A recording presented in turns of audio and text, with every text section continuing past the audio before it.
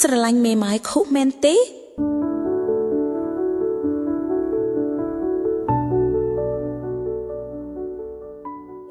ខេត្តព្រះវិហារនៅវាលស្រែនៅក្នុងភូមិមួយដោយពន្លឺព្រះអាទិត្យរៀបលិច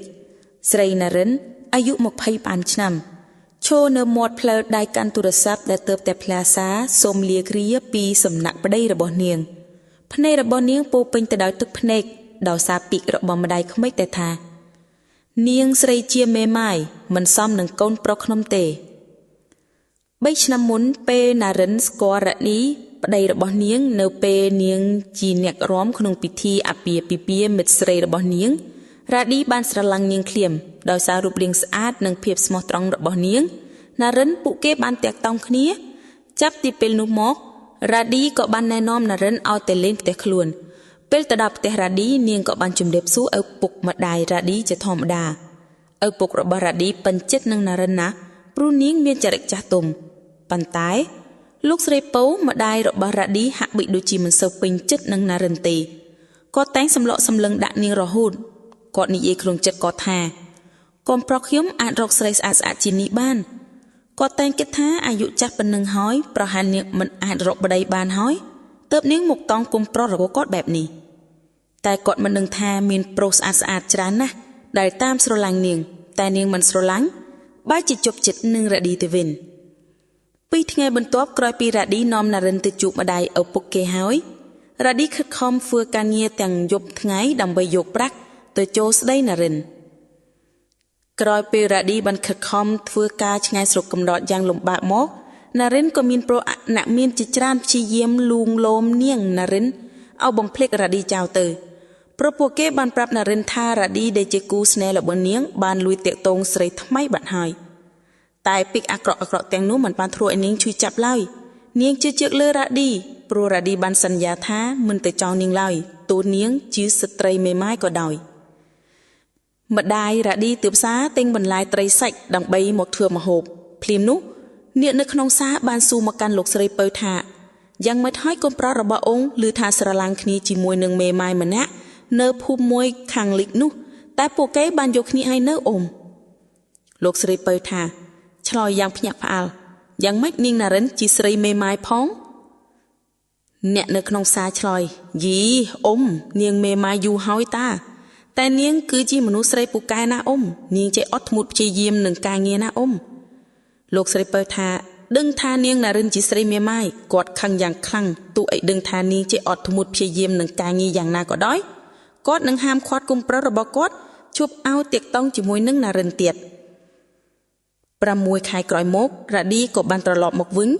រ៉ាឌីបានទិញរបស់របរជាច្រើនសម្រាប់ជូននាងរ៉ាឌីបានទៅផ្ទះរបស់ណារិនដើម្បីទទួលពេលនោះណារិននាងពិតជាត្រេករយ៉ាងខ្លាំងពួកគេទាំងពីរក៏បានអោបគ្នាដោយក្តីនឹករលឹកថ្ងៃបន្ទាប់រ៉ាឌីក៏បានយកលុយរបស់គេដែលគេរកបានយ៉ាងលំបាកឲ្យទៅលោកស្រីពៅម្ដាយរបស់គេដើម្បីឲ្យទៅចូលស្ដីណារិនតាមប្រពៃណីតែលោកស្រីពៅបានហាមឃាត់រ៉ាឌីថាកូនមិនគួរយកនាងទេព្រោះនាងជាស្រីមេម៉ាយកូនគួរតែយកមនុស្សស្រីក្រមុំទៅស័ក្តិសមជាងណាកូនរ៉ាឌីធ្វើមុខបែបឆ្ងល់ថាម៉ែតាស្រីមេម៉ាយមិនល្អត្រង់ណាទៅម៉ែនាងក៏ជាស្រីដែរតាម៉ែលោកស្រីពៅនិងរ៉ាឌីបានប្រកែកគ្នាមកសន្ទុះធំរ៉ាឌីនិយាយទោះយ៉ាងណាក៏ខ្ញុំត្រូវយកនាងឲ្យបានណែណាម៉ែបើមិនដណ្ដឹងនាងឲ្យខ្ញុំទេខ្ញុំនឹងចាក់ចេញពីផ្ទះលោកស្រីពៅដែលខ្លាចគុំប្រុសរត់ចេញក្រៅផ្ទះក៏បានយល់ព្រមថ្ងៃបន្ទាប់លោកស្រីពៅក៏បានទៅចូលស្ដីដណ្ដឹងនាងណារិនពួកទាំងពីរសប្បាយចិត្តណាស់ពួកគេក៏បានរៀបការជាមួយគ្នាក្រោយពេលរៀបការរ៉ាឌីនិងណារិននៅជាមួយនឹងគ្នាក្នុងផ្ទះរ៉ាឌីដែលសារពួកគេមិនទាន់មានលុយគ្រប់សម្រាប់ធ្វើផ្ទះផ្ទាល់ខ្លួន2ខែកន្លងពេលរ៉ាឌីចេញដំណើរទៅការងារបាត់លោកស្រីពៅបញ្ជាឲ្យណារិនធ្វើការងារទាំងអស់ដោយមិនជួយនាងអស់កម្លាំងហើយអារម្មណ៍របស់នាងផ្ទុះឡើងខ្ញុំស្រឡាញ់ឪពុកម្ដាយដូចជាម្ដាយឪពុករបស់ខ្ញុំដែរតើខ្ញុំខុសអីលោកស្រីពៅសម្លឹងមើលនាងដោយភ្នែកខឹងឯងខុសពីដើមឯងធ្វើឲ្យកូនខ្ញុំបាត់បង់កិត្តិយសពេលរ៉ាឌីត្រឡប់មកវិញគាត់ឃើញប្រពន្ធរបស់គាត់ដេកយំនៅលើពូកបន្ទាប់ពីស្ដាប់រឿងទាំងមូលហើយគាត់ហៅម្ដាយរបស់គាត់មកជួបម៉ាក់ខ្ញុំសូមជ្រើសរើសរបស់ខ្ញុំបើម៉ាក់មិនចង់ឃើញណារិន ខ្ញុំនឹងយកនាងទៅផ្ទះថ្មីហើយ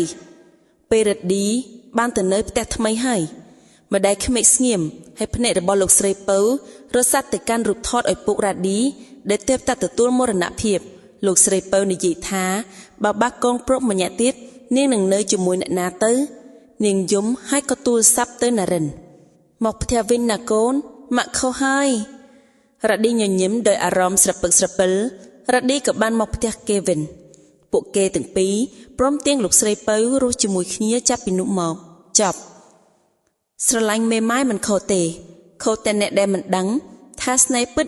អាចកាត់ឡើងចំពោះអ្នកណាក៏បានមិនថាក្រមុំឬមេម៉ាយឡើយ